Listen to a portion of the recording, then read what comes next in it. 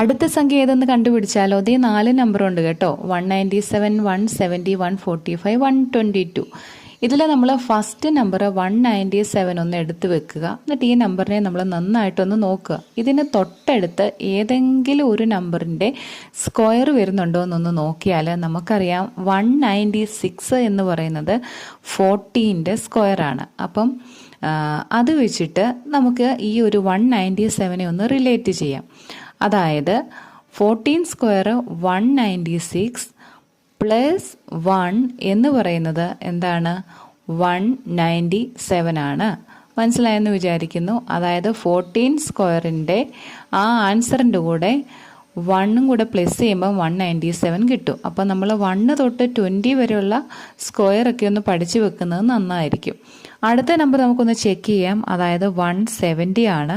അതിന് തൊട്ടടുത്തുള്ള ഒരു സ്ക്വയർ എന്ന് പറയുന്നത് നമുക്കറിയാം 13 സ്ക്വയർ 169 ആണ്. 169ൻ്റെ കൂടെ 1 പ്ലസ് ചെയ്യുന്ന സമയത്ത് നമ്മുടെ ക്വസ്റ്റ്യനിലുള്ള 170 കിട്ടും. നെക്സ്റ്റ് നമ്പർ നമുക്കൊന്ന് ചെക്ക് ചെയ്താലോ? അടുത്ത നമ്പർ 145 ആണ്. അവിടെ നമുക്ക് 12 സ്ക്വയർ നോക്കിയാൽ 144 ആണ്. 144ൻ്റെ കൂടെ 1 പ്ലസ് ചെയ്യുമ്പം നമ്മുടെ ക്വസ്റ്റ്യനിലുള്ള 145 കിട്ടും. അടുത്ത നമ്പർ 122 ആണ്. അതായത് 11 സ്ക്വയർ. എല്ലാവർക്കും അറിയാം 11 സ്ക്വയർ എത്ര? 121. അതിൻ്റെ കൂടെ 1 പ്ലസ് ചെയ്താൽ നമ്മുടെ ക്വസ്റ്റ്യനിലുള്ള 122 കിട്ടും. ഈ ഒരു ഐഡിയ വെച്ചിട്ട് നമുക്ക് ആ 11ൻ്റെ തൊട്ട് പുറകിലുള്ള നമ്പർ ഏതാ? 10 സ്ക്വയർ നോക്കിയാൽ 100 കിട്ടും. 100ൻ്റെ കൂടെ പ്ലസ് 1 ചെയ്യുന്ന സമയത്ത് 101 കിട്ടും. നമ്മുടെ ഓപ്ഷൻ ഫസ്റ്റ് ഓപ്ഷൻ തന്നെ എന്താണ്?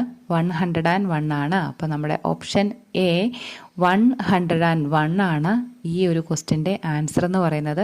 അപ്പോൾ ആ ഒരു ട്രിക്ക് എല്ലാവർക്കും മനസ്സിലായെന്ന് വിചാരിക്കുന്നു. നമുക്ക് തന്നിരിക്കുന്ന നമ്പേഴ്സ് ഒന്ന് നോക്കുക. ഏതെങ്കിലും നമ്പേഴ്സിൻ്റെ സ്ക്വയറുമായിട്ടൊന്ന് കമ്പയർ ചെയ്ത് നോക്കുക. അപ്പം നമുക്ക് 14, 13, 12, 11 സ്ക്വയറുമായിട്ടൊക്കെ ഒന്ന് കമ്പയർ ചെയ്യാം. അങ്ങനെ നമുക്ക് ആ ഒരു ട്രിക്ക് പിടികിട്ടും. അപ്പോൾ അടുത്തൊരു വീഡിയോ ആയിട്ട് കാണാം. താങ്ക്